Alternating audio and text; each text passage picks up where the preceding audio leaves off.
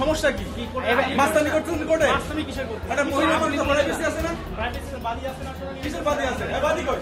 আচ্ছা কোর্টে আসেন, কোর্টে আসেন, কোর্টে আসবেন।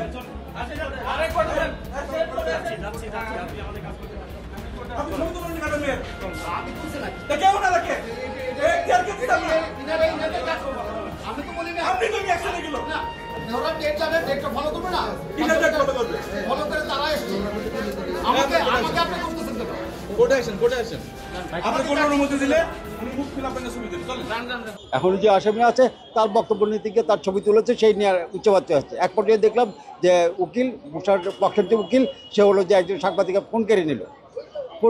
আমি এটা খুব লেগেছে যে আমি বলি যে ফোন নিয়ে নেন, তারপর সাংবাদিক যে ফোন নিয়ে নিলে এই হলো যে একটা উচ্চবাচ্য করেছে। আমার উপর ক্ষিপ্ত হয়ে গেছে যে আমি নিয়ে এসেছি, অথচ আমি নিয়ে আসিনি। আপনারা তো আপনাদের রুটিন দায়িত্ব পালন করার জন্য গেছিলেন, সেই ক্ষেত্রে কোনটা ছবি তুলতেছিলেন সেটা হলো যে তার ব্যাপার। কিন্তু তার এটা উচ্চবাচ্য করা এবং সে এটা হলো যে আরেকটা 30 নম্বর আদালতের সামনে গিয়ে উচ্চবাচ্য করেছে, সেই একটা অবস্থাটা ছিল।